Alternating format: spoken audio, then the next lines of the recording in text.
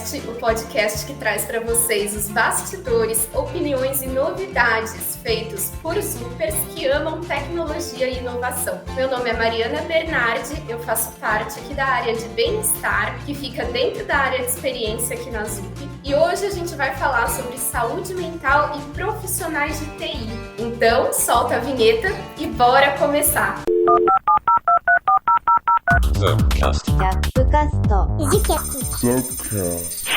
Hoje estão comigo aqui algumas pessoas muito feras e eu vou apresentar aqui os nossos convidados e convidadas para vocês, tá? Michele Ribeiro Duarte, que além de psicóloga atuante, é também BP aqui da ZUP, tá com a gente hoje. Fala, galera! Muito obrigada pelo convite, estou muito feliz em estar aqui. Um tema super relevante nos tempos atuais e muito potente. Sou psicóloga de formação, atendo após a jornada de trabalho aqui na ZUP, em que sou HRBP.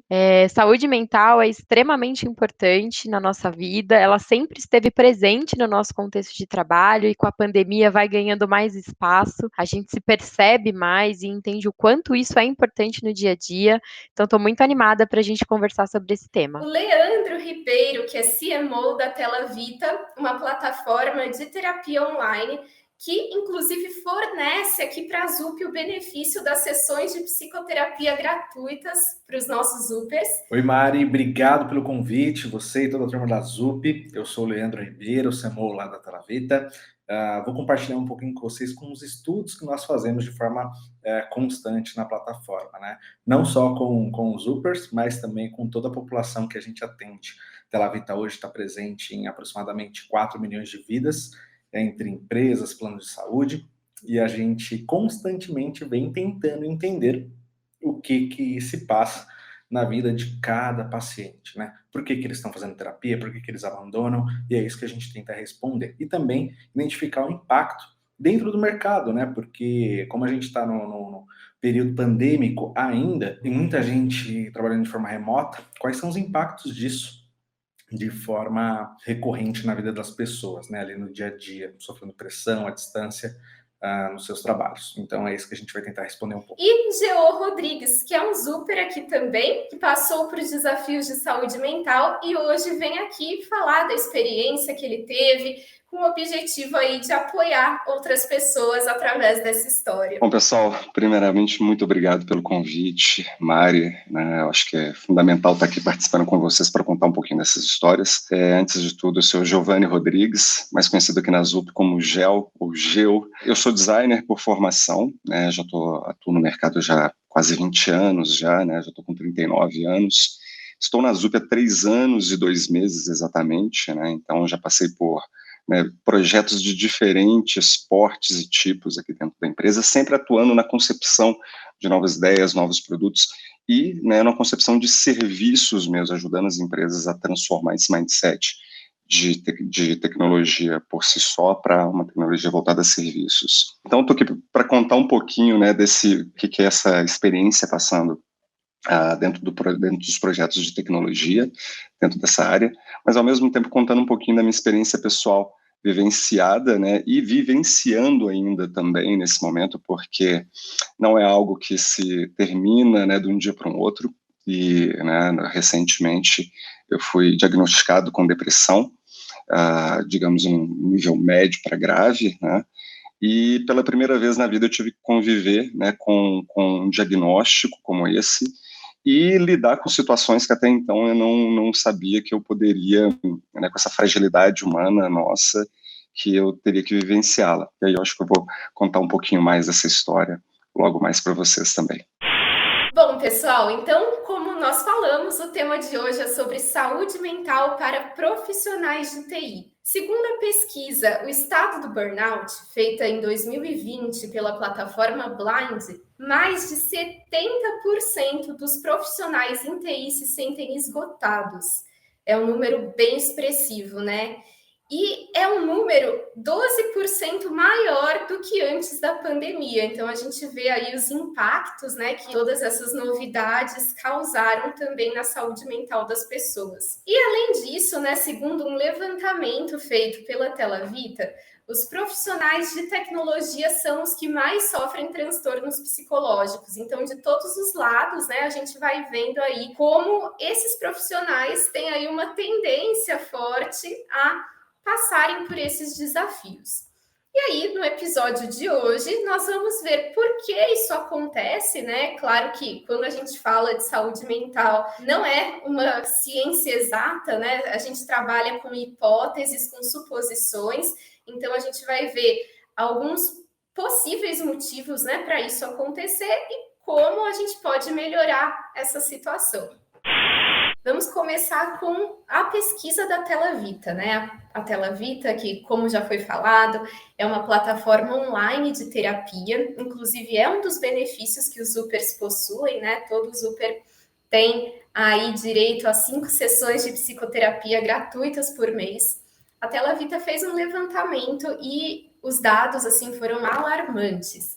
Ao serem analisadas 20 mil sessões com profissionais de 38 setores, entre março de 2020 e março de 2021, foi constatado que pessoas da área de tecnologia foram as que mais buscaram ajuda, totalizando uma média aí de 18% das sessões. E essas pessoas apresentaram uma série de transtornos psicológicos, uma série de questões psicológicas, como ansiedade e depressão. Então, Leandro, quero te pedir para você contar aí um pouco mais desse levantamento para a gente, se você puder explicar um pouquinho para a galera quais são aí os pontos, né, até de segurança para as pesquisas que vocês utilizam, de anonimato, de sigilo, enfim, mais algum ponto importante que vocês descobriram através de todo esse trabalho. Fica super à vontade que a gente vai adorar saber. Legal, Mari. Obrigado mais uma vez aí pelo convite e participação.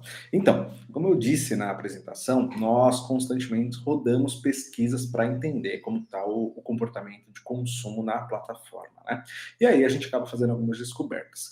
Antes, é preciso salientar que todas as questões de LGPD são respeitadas na plataforma. Então, a gente não coleta dados sensíveis, né, como CPF, e-mail, esse tipo de informação. A maioria das pesquisas, inclusive, são anônimas, com alto nível de sigilo.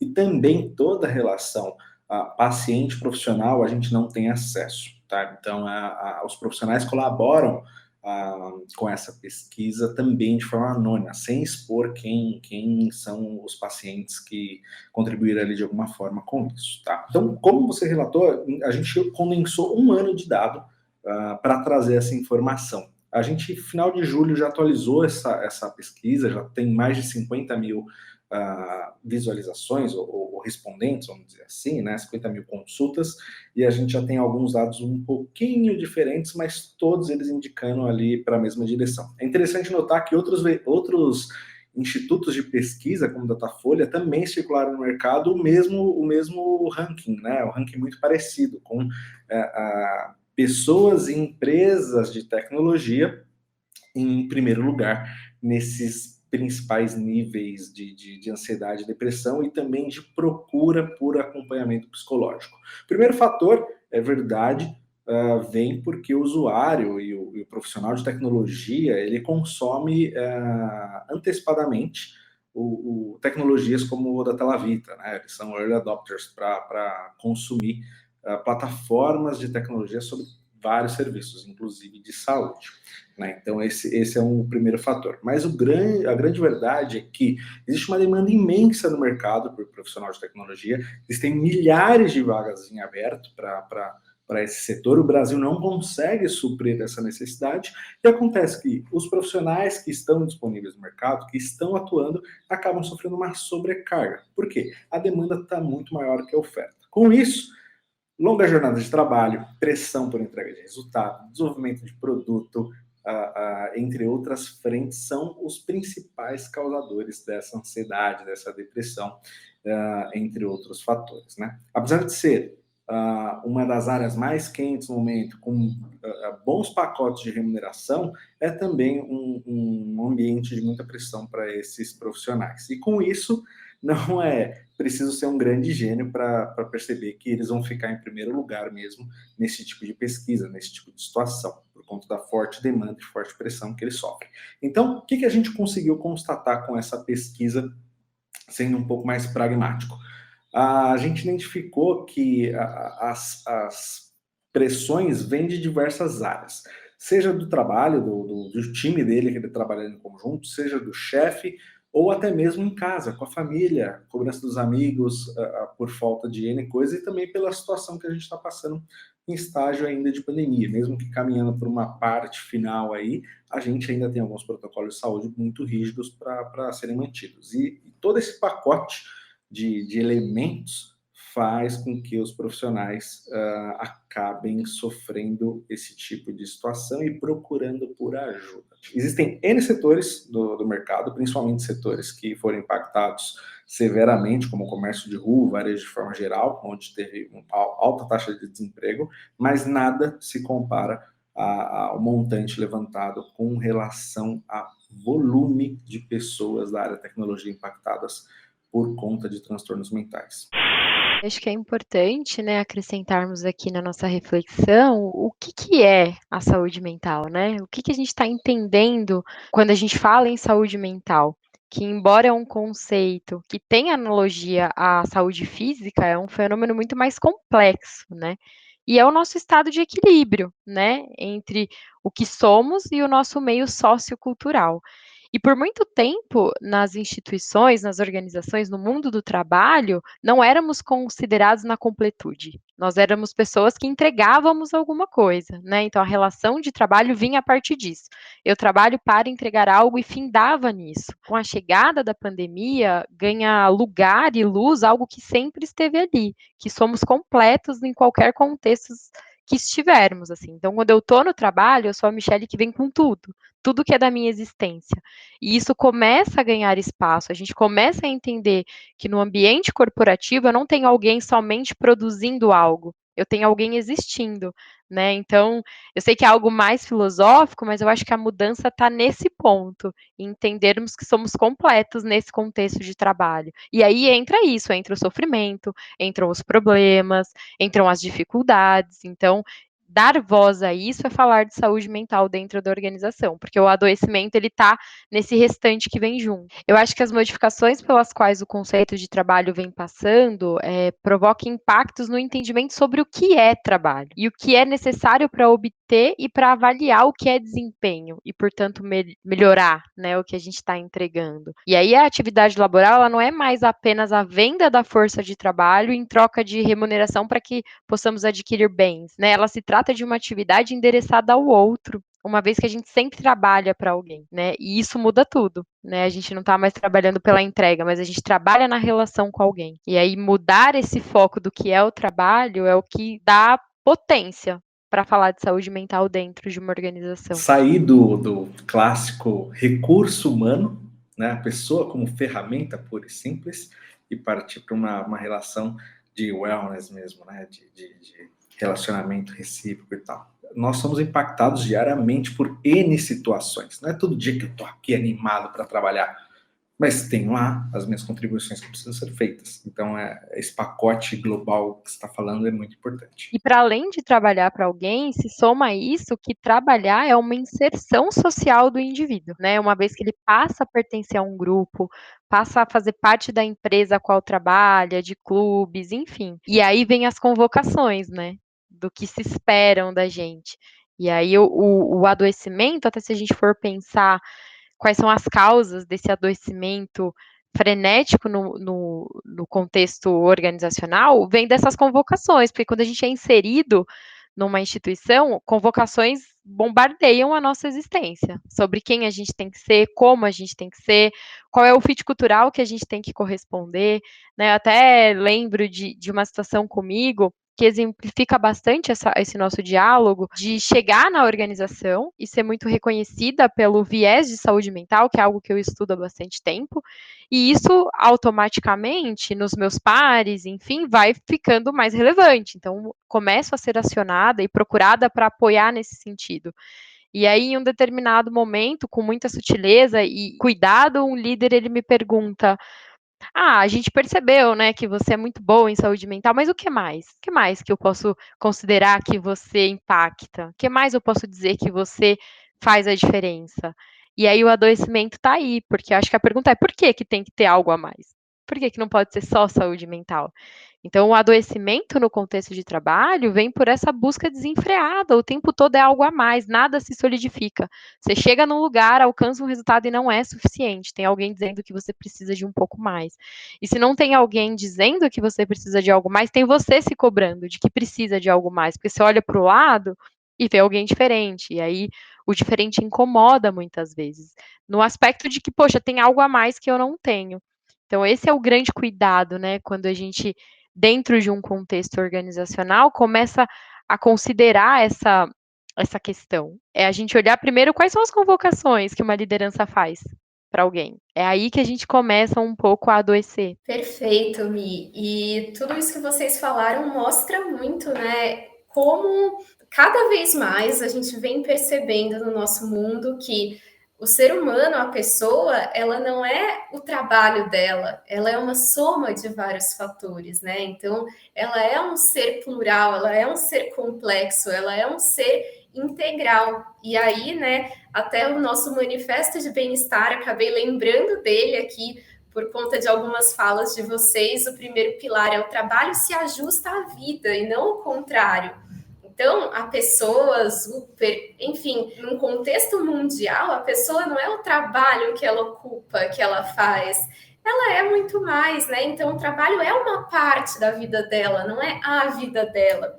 E aí, depois, o que vocês comentaram, né? Cada pessoa é única, cada pessoa vai ter as suas complexidades, cada pessoa vai ter as suas questões, vai ter os seus dias. Michele falou muito sobre a comparação dentro dos ambientes também, né? E aí essa visão integral do ser também vem trazer esse lembrete, né, de que nós somos únicos, únicas e que aí que está a nossa força, né? E essa diversidade, essa pluralidade é isso que faz a gente se complementar. Então a gente não precisa ser igual ao outro, igual a outra pessoa, mas por que não, né? Ter essa visão aberta, abarcar tudo que essa outra pessoa pode trazer para a gente. E aí isso me fez lembrar também do nosso terceiro pilar do Manifesto de Bem-Estar, que é o seu contexto é único. Quando a gente fala de bem-estar, considerando tudo isso, a gente também tem que entender que bem-estar não é a mesma coisa para todo mundo. Bem-estar são coisas diferentes para cada pessoa. Às vezes, para mim, bem-estar é fazer uma prática de yoga todo dia de manhã. Às vezes, para outra pessoa, é tomar café com a família e tá tudo bem. E aí, dentro desses contextos, né, considerando todos esses contextos, validando tudo isso e a importância disso, a gente, principalmente dentro do ambiente de trabalho, que é o que a gente vem tentando fazer aqui, vai se ajustando. Então, quem sou eu dentro da equipe, né? Como que essa dinâmica de equipe, vida particular, vida pessoal, trabalho, pode ir se ajustando quando eu sei que meus pares, né, têm a vida de cada um, de cada uma também, quando eu sei que eu faço parte de um contexto maior da equipe, mas que ao mesmo tempo eu sou uma pessoa que tem as minhas necessidades pessoais. E acho, Mari, que somando-se a isso tudo que você traz, né, como manifesto que temos aqui, enquanto indivíduos, nos reconciliarmos com o fato de que podemos ser uma coisa só, a gente não precisa ser tudo. Embora as convocações de mundo nos traga isso, que eu preciso ser alguém que saiba de saúde mental, que saiba de indicadores, que saiba de várias outras coisas que compõem a minha atuação, é importante se reconciliar. Então, quando eu recebo essa informação da minha liderança, não me afeta, porque eu estou tranquila em ser um referencial apenas em saúde mental. Então, é nesse aspecto que o cuidado começa e que em vias como a Tela Vita a gente começa a se organizar, de não, tá tudo bem para mim apenas ser referência em saúde mental. Então, quando essa convocação vem, para mim ela chega sutil e eu desconsidero. Então, eu acho que é aí que a gente começa a falar do cuidado, né? E que no processo de terapia isso vai ganhando corpo. Perfeito, Michele. Outro ponto que você trouxe aqui e comentou ali em algumas falas é do papel da liderança também, né?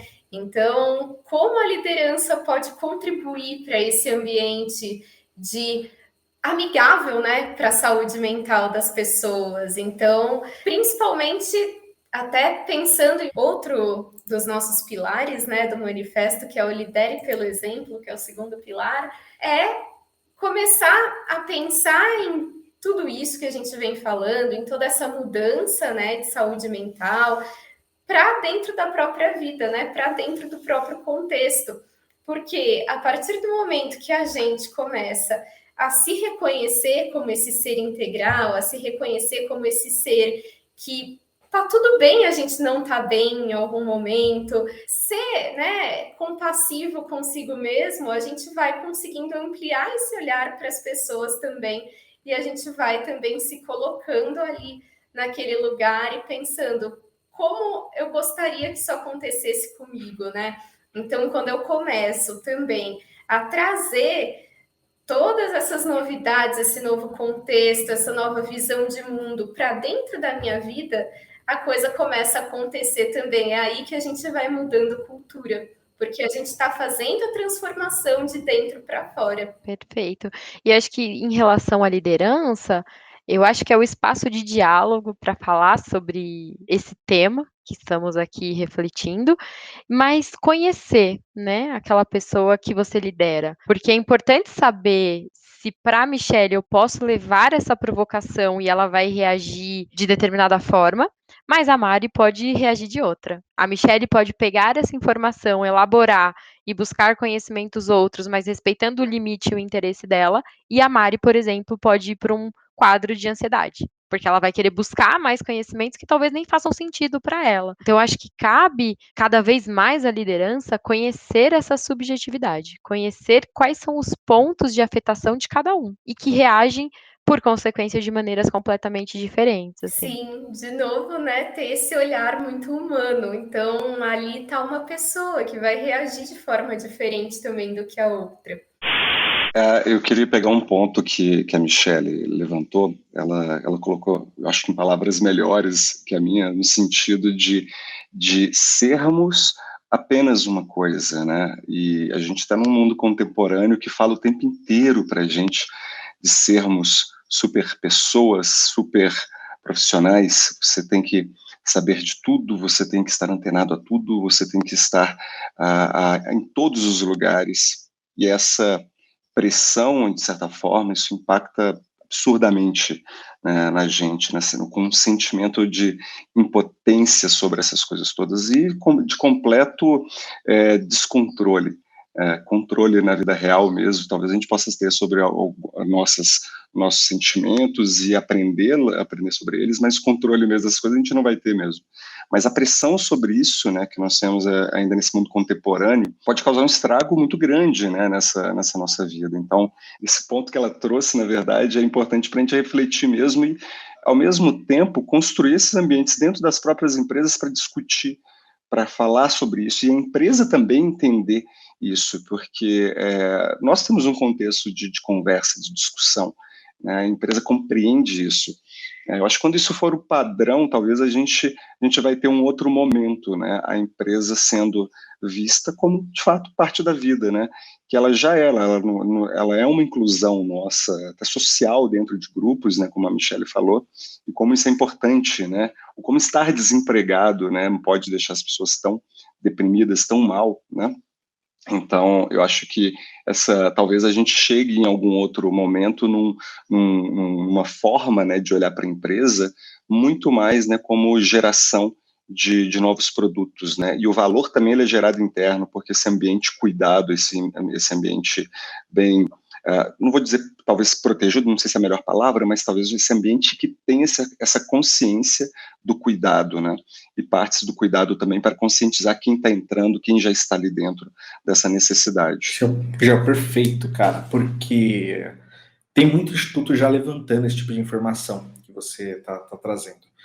Essa geração atual é considerada a mais propensa a ter sucesso financeiro na vida, porque a informação é abundante, a oferta de emprego a doida, a torta direito, você tem uma série de cenários que contribuem para o sucesso pessoal de cada pessoa. Só que é uma das gerações mais frustradas, justamente porque as expectativas estão extremamente altas, você tem ambientes onde você não consegue lidar com essa situação. Então, o que você está falando de a gente tem que ter um ambiente melhorado é o que a ZUP faz e está fazendo para os colaboradores, justamente para estruturar. Porque todo mundo fala que essa geração tem a faca e o queijo na mão, só que não está conseguindo aproveitar. E esse ambiente que está sendo criado nesse momento é o que vai fazer as pessoas conseguirem tracionar, deixar de lado ou conseguir superar esses traumas para conseguir avançar continuamente. Porque senão, a informação é tanta, a gente é esmagado todo dia por hard news e uma série de outras notícias e fontes de informação que fica sufocante. E aí muita gente não consegue lidar mesmo com esse volume e tipo de informação e acaba tendo todos esses problemas, essas consequências. Sim, perfeito. E aí, pessoal, pensando, né, em tudo isso que a gente falou, um dos pontos que mais chama a atenção é a necessidade da gente entender cada pessoa, da gente se ver como seres humanos, da gente perceber essas particularidades, né?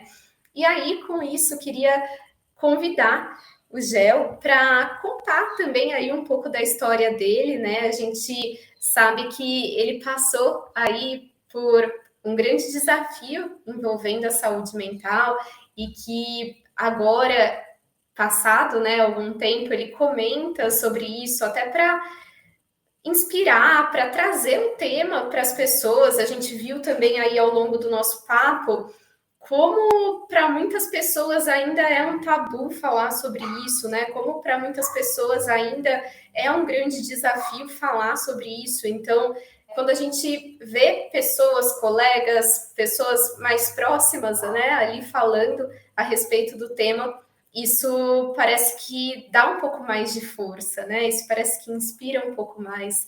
Então, se quiser compartilhar, Gel, algum ponto aí da sua experiência, fica à vontade, que vai ser uma contribuição muito válida para a gente exemplificar, né? Tudo isso que a gente falou na teoria, de identificar as questões das pessoas, de ter esse ser humano integral ali no centro, né, das nossas discussões. Como que isso acontece, né, no dia a dia da pessoa? Mari, eu acho que se essa pergunta me fosse feita há 5 meses atrás, eu acho que ela começaria com muitas lágrimas, a resposta começaria com muitas lágrimas e dificilmente eu terminaria ela sem gaguejar ou sem colocar mais lágrimas na mesa.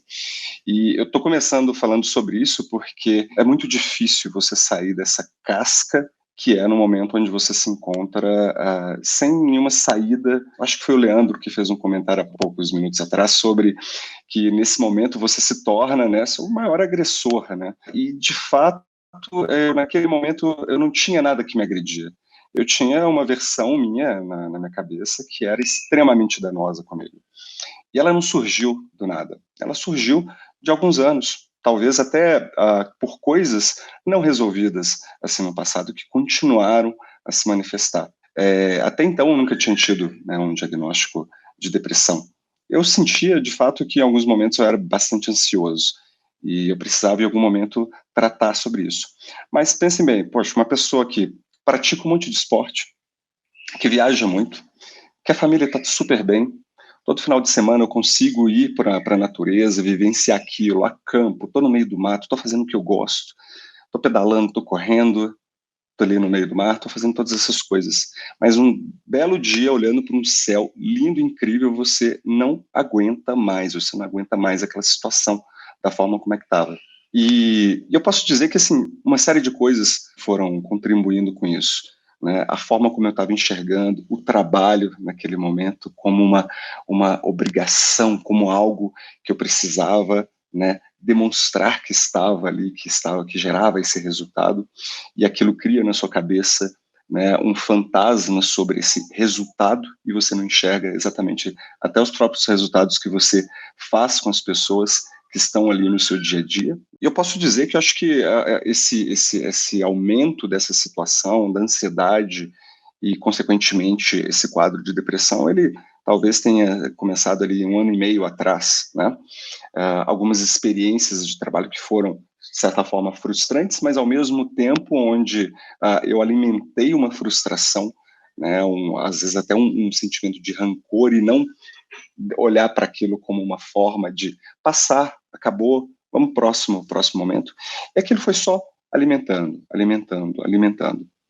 E chegou no início de maio, eu não conseguia falar sobre isso com ninguém, né? Eu, de fato, olhava para mim, eu não me via como uma pessoa que estava com depressão, eu não me via, eu tô bem, é só um momento, eu vou passar sobre isso. Mas, assim, aconteceu uma pandemia nesse meio, né? A OMS tinha dados, né, que apontavam para que 30% da população brasileira teria algum quadro de saúde mental prevalecendo depressão e ansiedade. 30% para 2020, essa pesquisa foi de 2013. Só que ninguém, né, imaginava, né, uma pandemia né, que colocasse a gente de cabeça para baixo, dessa forma. E a pandemia influenciou? Eu acho que é óbvio que influenciou nisso também. Tive uma mudança de vida muito grande, voltar de São Paulo para Minas, minha irmã cuidando, né, como ela é enfermeira e atuando, né, com o combate à Covid. Isso muda muito sua rotina de vida, mas não foi isso o problema. Toda a mudança, toda a pandemia, todo o processo de isolamento, tudo que eu estava, né, digamos que, digerindo daquele processo, das frustrações anteriores, enfim, tudo ficou junto nesse momento. E aí aconteceu uma coisa que para mim foi nova. Eu comecei a ter um consumo de álcool muito grande, né? E, consequentemente, ao consumo de álcool nesse período, foi o período que as coisas agravaram. Isso começou, o aumento de álcool começou por volta de setembro, mais ou menos, de 2020, né? E, então, eu por dia, bebia, no mínimo, uma garrafa de vinho. Gente, era uma garrafa de vinho. Às vezes ainda, se não tinha mais vinho, eu tomava mais uma cerveja. Se tivesse mais um vinho, eu abria mais um outro vinho. Para vocês terem uma ideia, eu acho que isso é muito bom poder falar hoje sobre com uma certa naturalidade, para as pessoas também se sentirem à vontade de contar essas histórias, as suas histórias, porque é muito difícil. Naquele momento eu não conseguiria falar sobre isso com ninguém, mas hoje sim, né, é muito fácil olhar e falar. Fácil entre aspas, tá? Fazendo aspas aqui com os dedinhos. Mas em casa, né, como eu voltei a morar com os meus pais nesse período, que eles moram sozinho aqui em Minas, né, vim para ficar com eles, e eu fazia uma estratégia que era muito interessante, porque eu tentava esconder para todo mundo o que estava acontecendo, né? Até naquele momento eu estava sorriso perto deles o tempo inteiro, mas longe, sozinho, eu estava completamente destruído, assim, por dentro, me sentia muito mal por dentro, e até mesmo com os meus pensamentos em relação a esse futuro da vida, assim, até o otimismo já tinha acabado. Mas eu fazia uma coisa, eu comprava as caixas de vinho da Wine e eu deixava uma caixa de vinho no meu escritório. E o que eu fazia? Eu trocava essa caixa de vinho vazia, antiga, que tinha acabado naquela semana, eram 12 vinhos que acabaram em menos de uma semana, ou às vezes em 4, 5 dias, e trocava essa caixa de vinho pela nova que chegou no horário que eles, né, não estivessem ali. Então, assim, eu mentia para mim mesmo que o problema estava acontecendo. Eu escondia isso das pessoas, o que estava acontecendo. Em alguns momentos, quando minha mãe percebia que eu estava bebendo um pouco mais, ela falava: meu filho, mas você está bebendo muito? Eu falei: não, mãe, é só questão da pandemia.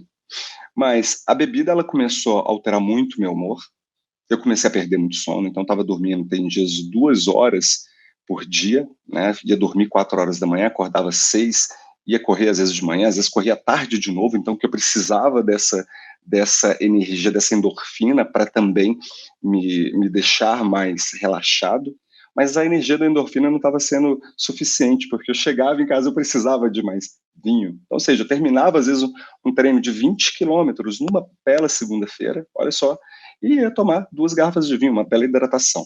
Bela, né, usando um sarcasmo aqui agora para falar sobre isso. Mas tudo estava em excesso. Os treinos estavam em excesso, né? O estresse que eu estava gerando para mim estava em excesso. o álcool estava em excesso e o sono estava cada vez mais escasso. Então, eu comecei a ficar muito irritado. Então, as reações que eu tinha nas reuniões começavam a afetar esses relacionamentos. As pessoas percebiam claramente que eu não conseguia, às vezes, conectar essas ideias de forma clara, de conversar com as pessoas de forma clara. E, principalmente, eu comecei a ter algumas coisas patológicas. Por exemplo, eu estava em reuniões, eu tinha dores de barriga, cólicas, do nada, e estava extremamente nervoso. Eu saía, ia para o banheiro, voltava para a reunião de novo, eu entrava numa outra reunião, irritadíssimo. Às vezes eu furava nas reuniões, porque eu não queria estar ali mais, não queria aquele ambiente, não queria aquelas pessoas.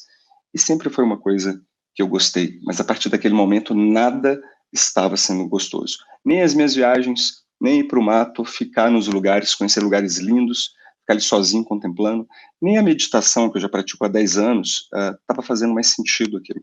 Chegou num ponto que o estresse estava sendo tão grande em relação a uma vida desorganizada, com excesso de álcool, com excesso de pensamentos tão ruins, que eu não conseguia ter mais controle sobre, às vezes, as minhas reações emocionais. Então, eu estava sendo grosso com as pessoas, né, por coisas simples, muito grosso às vezes, e comigo mesmo, me machucando muito no sentido de olhar para mim e de me ver no espelho e falar, cara, quem é você? Olha como é que você tá, né? Chegou num período da pandemia que eu fiquei mais cabeludo, deixei o cabelo crescer e tudo mais, mas chegou um ponto que eu estava numa decepção tão grande que eu me olhava no espelho e eu não conseguia me ver bem, né? Então, aquilo ali foi muito doloroso também, sabe? De uma pessoa que sempre se viu com uma autoestima grande, naquele momento ali era para baixo. Qualquer coisa que as pessoas me falavam, para mim era um fim, assim, um fim terrível. Eu trazia tudo aquilo ali para o meu dia a dia. E chegou num ponto, foi na primeira semana de março, que eu fui no final de semana correr com um amigo na Vila de Itatiaia, perto de Ouro Preto. Fizemos uma corrida e foi aquela corrida tão sem graça, uma coisa que, sabe, uma paisagem bonita, um lugar lindo, né, do Cerrado Mineiro. E depois, quando ele foi embora, eu fiquei lá sozinho, eu resolvi acampar num lugar, acampei, e tinha uma garrafa de vinho nesse dia, né? Eu tava bebendo essa garrafa de vinho. E então eu comecei assim, eu olhava para o céu totalmente estrelado e eu não parava de chorar. Eu não parava de chorar, eu não sabia o que eu estava sentindo. E ao mesmo tempo eu pensava, que vida que eu tô levando, não tô conseguindo mais viver a vida desse jeito. E eu lembro que foi um dia que teve muitas quedas de fragmentos, né, de meteoritos assim no céu, e é como se caíssem, alguns dizem estrela cadente, mas não, são só fragmentos, né, que estão ali caindo. E olhando toda aquela beleza, e eu estava numa tristeza tão profunda de olhar para mim e não me ver nada mais, né, com prazer, né, com esse, vou usar a expressão aqui, com esse tesão de viver, né, não via nada mais em relação a isso. E eu falei, olha, eu não sei o que fazer. Qual que é a melhor solução? Será que é me expor totalmente? Eu tinha medo de me expor para minha família, de falar com eles que eu estava mal, porque assim, eu me sentia como uma obrigação de estar próximo, de mostrar que eu estava bem, e isso também me pressionava de o tempo inteiro, mostrar que eu estou aqui bem, sorrindo. Nesse momento, o que aconteceu? Eu não conseguia mais falar com ninguém. E, consequentemente, no trabalho mesmo, a minha relação estava péssima, porque eu não via como ajudar as outras pessoas dentro do trabalho, eu não via como eu poderia ser útil. E essa interferência no trabalho, principalmente, veio no ponto de não participar ativamente mesmo das iniciativas, não ter interesse nenhum, né, sobre as pessoas que estavam ali comigo, sobre os projetos, né. Então eu via que eu não dava 5% do que eu poderia, né, dar em um momento mediano. Então assim, eu não tinha motivação, não me via motivado para estar ali. Então, assim, essa questão de, se a gente for olhar isso em performance, nesse ponto é zero, porque é um período, e esse período, ele não startou naquele momento, naquele dia da descoberta. Ele já vinha acontecendo, ele já estava grave, eu já vinha, né, antes, com essa produtividade baixa. Então, assim, o prejuízo isso para o negócio é muito grande, o prejuízo para a empresa, para as pessoas que estão ali do lado. Então, é um ponto que, se a gente como empresa, né, não cuidar disso, a gente está falando que a gente está jogando dinheiro fora. Então, por mais que a pessoa não olhe isso como viés de cuidado para essa sustentabilidade da empresa, mas a gente está falando também, né, de uma questão financeira, né, que é um prejuízo que não tem volta. E aí foi um ponto também que a empresa ela foi fundamental nesse nesse processo, porque naquele dia, quando eu voltei para casa, voltei numa segunda-feira cedo para casa, e a primeira pessoa que eu vi na parte da manhã foi a minha irmã, né? Então, nesse momento, ela olhou para mim assim na mesa do café da manhã. Eu estava paralisado, estava com uma cara horrível, né? No sentido de como se fosse uma pessoa que estivesse olhando para um passado tão distante e preso a ele totalmente. E nesse momento ela me falou: Giovanni, você não está bem, o que está acontecendo? E aí foi o primeiro momento que de fato eu pude chorar na frente de alguém e falar: olha, tô mal. E eu tomei a decisão de procurar um psiquiatra que eu já tinha ido com ele há bastante tempo, em Belo Horizonte, uma pessoa que tinha muita confiança.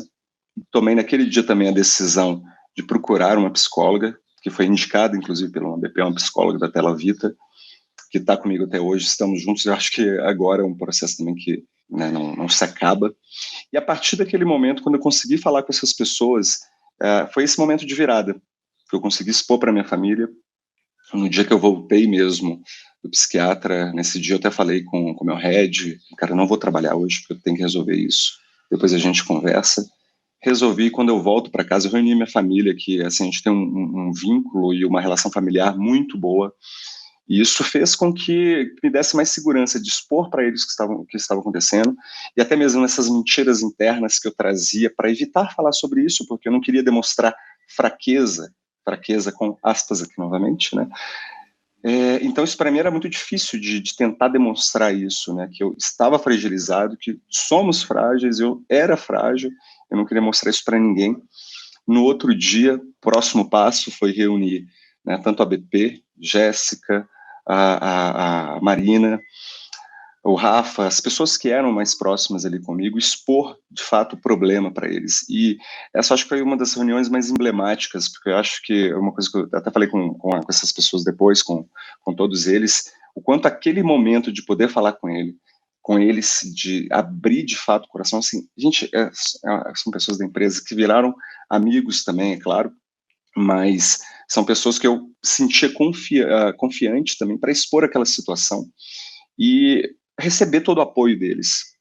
Pessoas também que estavam cuidando de outras pessoas, estavam com seus problemas pessoais, né? E eu estava ali, né, com aquela fragilidade, chorando, né, um marmanjo, né, um mundo machista pensaria assim, um marmanjo chorando ali para essas pessoas, se expondo fragilidade. Era exatamente o que eu precisava, de expor essa fragilidade para começar a cuidar dela.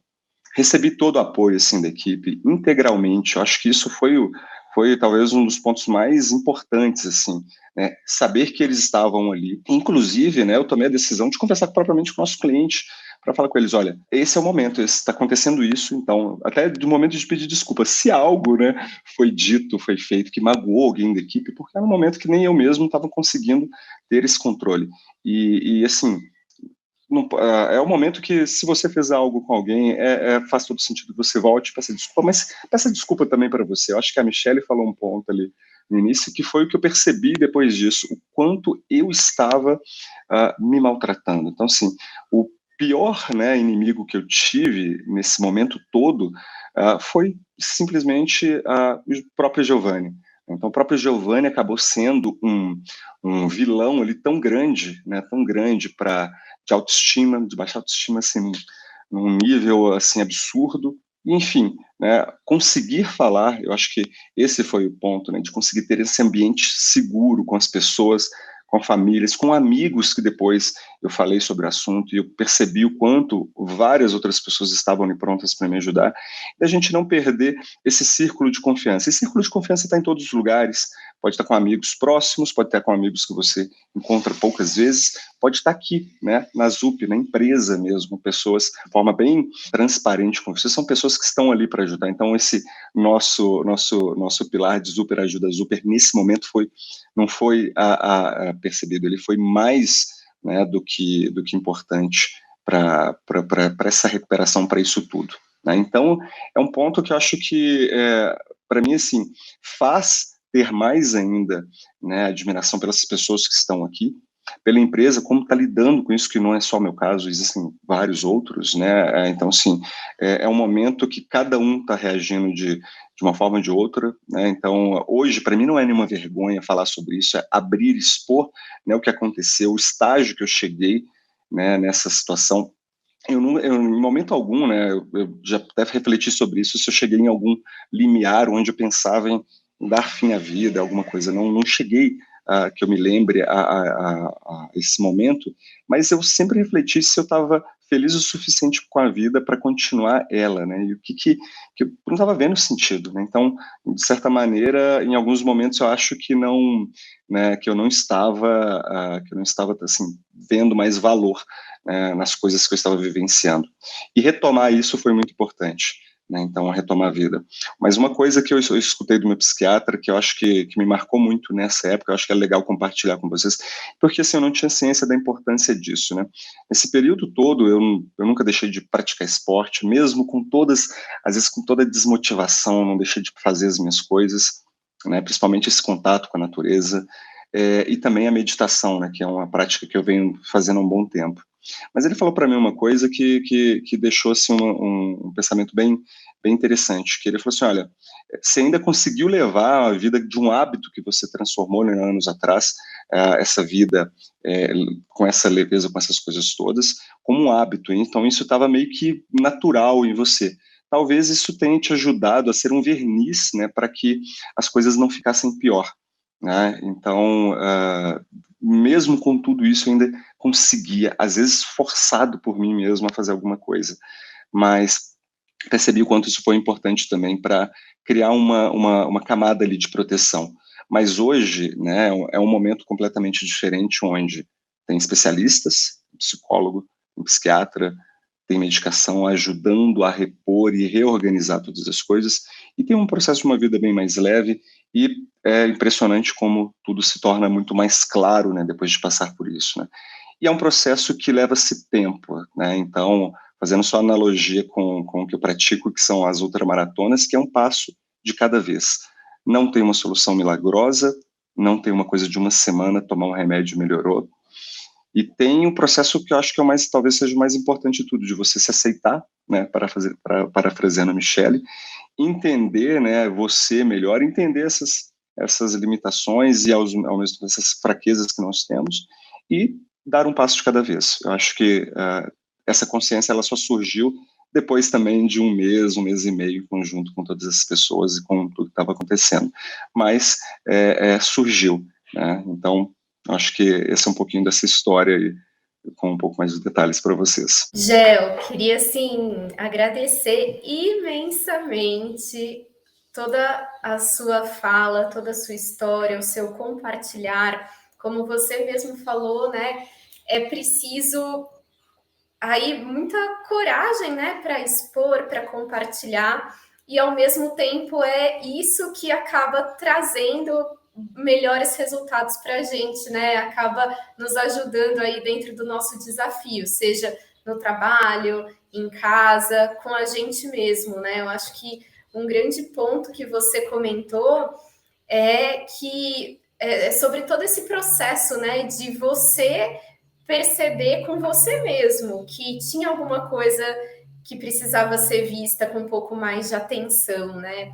Isso me faz até lembrar do quarto pilar, né, do nosso manifesto de bem-estar, que é o cuidado com você começa por você, que traz muito essa ideia de que são necessárias ações, né, da empresa, é necessário que a gente fale sobre tudo isso na sociedade, em casa, na família, mas que também nada disso que está do lado de fora é capaz de pegar na nossa mão e fazer alguma coisa mais efetiva por nós mesmos se não tiver, né, essa sinceridade da gente com a gente mesmo.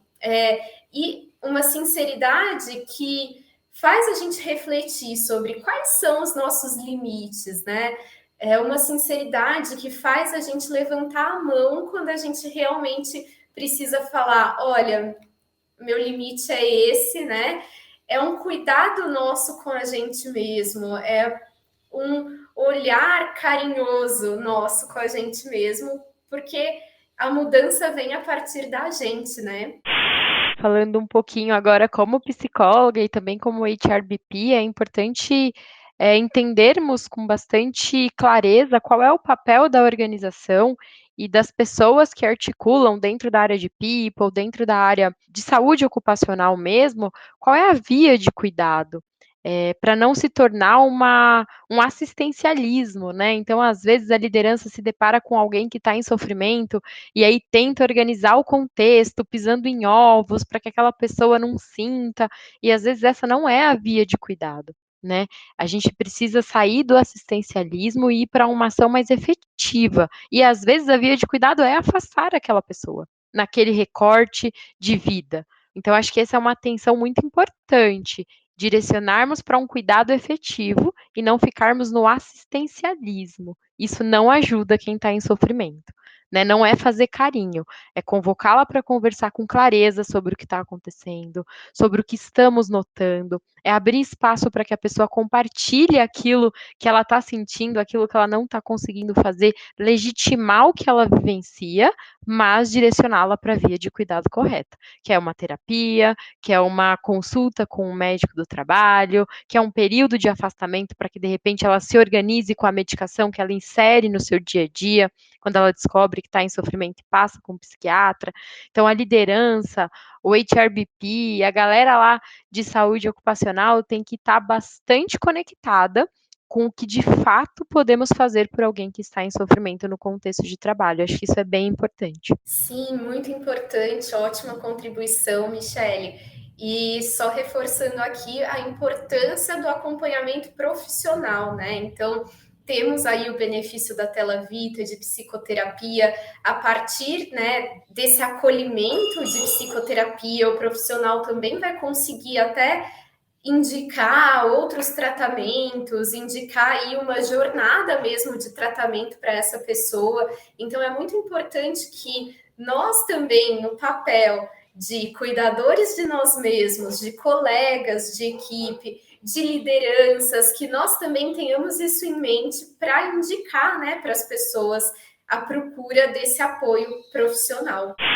Eu queria perguntar para mim, o que os profissionais de TI, o que os profissionais até em geral, né, podem fazer para cuidar mais da saúde mental, no que eles devem estar atentos aqui no ambiente de trabalho, principalmente, né? Bom, acho que a primeira prática é o autoconhecimento, e é um autoconhecimento para além de entender quais são as suas potencialidades e as suas oportunidades de melhoria, em termos da operacionalização da sua demanda de trabalho, mas conhecer se o contexto e a atuação ao qual você está inserido faz sentido para você, porque como falamos aqui durante toda a nossa reflexão, a gente tende a corresponder ao que é esperado, a buscar aquilo que nos é demandado e muitas vezes não está dentro do que faz sentido, e aí a gente se vê fazendo coisas e estudando coisas que não são prazerosas e que são desgastantes. Então, o sinal de que as coisas não são autênticas e que a gente está nesse automático de corresponder às convocações de mundo é quando as coisas se tornam arrastadas. Então, você pega um tema para estudar e é arrastado, você posterga e você procrastina e não vai, não desenrola. Então, percebeu que você está numa situação como essa, avalia se faz sentido, se conversa com o que você é, com os seus propósitos, ou se você está correspondendo a uma convocação externa. Respeitar os seus limites, né? Então, respeitar o seu tempo, a sua curva de aprendizagem, evitar comparações com os seus colegas, porque cada um tem uma história de vida e tem uma facilidade de atuação em determinado tema, então a gente olha para o lado e aí a gente se sente mal. Então, respeitar que cada indivíduo é diferente, que cada entrega é diferente, que todas são importantes, né? E que o resultado final é a soma de todas elas. Então, ser feliz com aquilo que é possível dentro das suas potencialidades e do que cabe para você. Acho que saber dizer não, eu acho que é o que a gente mais precisa nessa vida, é saber dizer não e estar tranquilo com isso, entender que às vezes o nosso não diz do que somos capazes, mas diz daquilo que conseguimos fazer naquele recorte de tempo, então isso é muito importante no contexto organizacional. Conversar com o seu time, né? Boa parte dos problemas e dos desgastes dentro do trabalho é a comunicação. Então, converse com o seu time sobre o que não está legal, sobre as falas que chegam até você que incomoda. Procure saber o que você fala que incomoda o outro, e aí vai gerando aquela tensão, aquele desgaste, aquele debate no dia a dia. E, principalmente, converse com as áreas da empresa. Muitas vezes os dados que a gente tem, as angústias que a gente tem, servem de fundamentação para novas políticas, para acrescentar lá dentro do Manifesto de Saúde e Bem-Estar. Então, tragam para a gente, para os BPs, para as áreas especialistas, essas vivências, essas histórias como a do GEL. É importante a gente ter esse diálogo cada vez mais, e concordo bastante aí com o que o Gel falou. O exercício ajuda muito a gente a tirar aquela tensão, a desconectar a mente, e gera uma qualidade de vida muito melhor, mesmo nos momentos de grande sofrimento, como o Gel falou. Então, acho que esses pontos, assim, precisam ser um mantra, sabe? A gente tem que estar atento a isso o tempo todo. Acho que são boas vias de um primeiro cuidado. E aí, se nada disso está dando certo, acho que é se distanciar um pouco do dia a dia, se distanciar da demanda, silenciar, porque senão a gente se inflama, a gente vai ficando mais nervoso, a gente vai comprando a dor do outro quando a gente vai desabafar com o colega e ele vem com mais insatisfações ou com mais inquietações, e aí a gente fica inflamado. Então, às vezes, é importante saber o momento de silenciar, dar um passinho para trás, se recolher e se reorganizar com aquilo que está machucado. Eu acho que vou só complementar algumas coisas com você e vou começar citando o Domênico De Masi, aí, né, de ócio criativo, falando um pouquinho de ócio. Quando eu li o livro a primeira vez, eu me refleti muito o quanto tempo, né, eu dava a mim mesmo, quase como um presente, para que eu pudesse me reorganizar, descansar, de fato ter aquele tempo para você construir novas ideias, né? E ele fala muito, né, que essa cabeça que está o tempo inteiro sendo cobrada, fazendo coisas, ela não tem cabeça para pensar em coisas novas. Eu acho que um pouco de ócio e entender isso como um processo para você, quando você precisa, eu acho que cada um acaba descobrindo com o tempo, né? E dar esse tempo também para as coisas, né? Talvez a gente viva num contexto hoje onde tudo parece ser muito rápido, né? Onde as coisas acontecem rápido, as pessoas ficam ricas rápidas, né? Enfim, esse monte de coisa onde essa velocidade, né? Parece que a gente está tão lento com ela, parece que ela vai ultrapassar a gente. E não, tudo tem tempo, né? Até para se recuperar tem tempo, para as coisas darem certo também exige esse tempo. Trabalhar essa questão da paciência, eu acho que é um outro ponto importante assim, para a gente, né? Até dentro dos projetos, né? A gente olhar para isso dentro do nosso trabalho, né? De falar com os nossos clientes, com os nossos times, que as coisas precisam de tempo. E eu acho que a Mi falou um negócio importante aí. Ela falou do não, né? De saber dizer não. Sim e não são duas palavras, eu acho que muito fortes, né? Para a gente. Quando a gente fala sim para alguma coisa, a gente está se comprometendo com algo. E quando a gente fala não, a gente está, de certa forma, não se comprometendo com algo. Eu acho que essa sabedoria também de não tentar encarar tudo, né? Tentar fazer tudo e, no final das contas, não acabar não fazendo nada e se sentir frustrado com isso. E a relações, quando eu digo relações mais saudáveis, né, com os amigos, com família, com relacionamentos, eu acho que isso é um ponto importante, né, como a gente construir essa via de relações saudáveis, porque no final das contas, quando a gente precisa, quando isso acontece, são essas pessoas que dão suporte pra gente, e nesse ponto eu posso dizer que por mim, que eu fui muito feliz e eu não tinha ideia de quanto, né, eu tinha esse amparo de todas essas pessoas. Falar de natureza, de equilíbrio, para mim é uma relação muito grande, né? Eu acho que é a forma como eu encontro hoje de sair do dia a dia, sair da cidade, ter uma conexão maior com as coisas que me fazem bem, né? Então, respirar um ar puro, tá ali no meio. Mas eu acho um outro ponto também, se alimentar bem, não esquecer do sono. Acho que a gente tem umas alterações muito grandes, assim, com essa privação do sono. Eu acho que tudo é um equilíbrio, né? Até mesmo com álcool. Eu estou aí sem beber já há 2 meses, eu cortei o álcool totalmente da minha vida depois disso. Acho que esse equilíbrio é importante recuperá-lo para, em algum momento, poder voltar a tomar um vinho e tudo mais, mas até equilíbrio nessas coisas. A vida, eu acho que é muito isso. Às vezes temos estresse, às vezes temos um período super leve e, é claro, né, ter também essa sabedoria e consciência para conseguir lidar com esses problemas. E se está difícil, gente, levantar a mão. Acho que, né, a ZUP está aí para ajudar e sempre saiba que tem alguém pronto aí para te ajudar nesses momentos. Exatamente, lembrar que você está num ambiente seguro, né? E que, independente de tudo, parabéns pelo depoimento aí, Gel, mas você não precisa se expor publicamente para falar sobre isso. Você está no ambiente seguro, falar com um profissional te garante sigilo absoluto. Ele vai te receber sem qualquer tipo de julgamento. Então não tenha medo ou vergonha dos seus tabus ou medo de ser julgado. Isso não acontece no ambiente com os profissionais, tá? Então procure ajuda se você precisar. Você está no ambiente seguro, a ZUP está fazendo tudo que é possível para tornar a sua jornada o mais fácil e boa possível. E aí, contando um pouquinho das nossas ações, né? Para quem não conhece, a gente tem o Espaço Zen, que são práticas de descompressão, meditação, reiki, ginástica laboral, que ficam no calendário corporativo aí toda semana, de segunda a quinta-feira, meia horinha aí de cada uma dessas práticas por dia. Dentro do Espaço Zen, a gente também tem talks, que são bate-papos sobre temas de desenvolvimento pessoal, saúde mental, temas que agregam, né, na nossa vida muito além do profissional.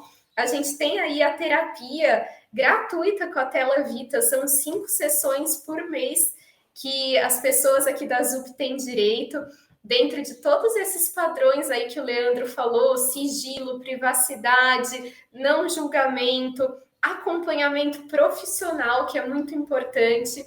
Tem também o nosso projeto Reintegrar, que é o nosso projeto de acolhimento de saúde mental, com a nossa enfermeira do trabalho, que faz esse primeiro acolhimento, vai poder auxiliar, ajudar, mostrar caminhos aí para ela começar a buscar o tratamento para essas questões e para que ela consiga lidar, né, com essas questões e com o ambiente de trabalho ao mesmo tempo. E aí, né, também a gente tem algumas boas práticas que o time de bem-estar sugere, né? Então, períodos aí sem reuniões para que as pessoas tenham tempo também de se debruçar nas suas produções, no que elas precisam fazer, sem pressão. Intervalo de almoço de 1h30, que já está aí no calendário de todo mundo, também essa sugestão. Reuniões padrão de 50 minutos, para que a pessoa tenha aí 10 minutinhos de intervalo antes da próxima atividade, né? E também sem esquecer que a gente é um ser integral, então a gente tem também coisas para cuidar da saúde física, ginástica laboral dentro do Espaço Zen 2 vezes por semana, e também o benefício do Gym Pass, que dá aí direito a pessoa utilizar várias academias para que ela possa também olhar para esse lado físico. Bom, pessoal, então a gente vai mesmo se encaminhando para o final. Então, vou abrir aí para vocês darem um tchau para a galera. Se quiserem finalizar com alguma coisa, fiquem à vontade, pessoal. Bom, vou começar aqui então, para fechar. Primeiro, Mari, obrigado.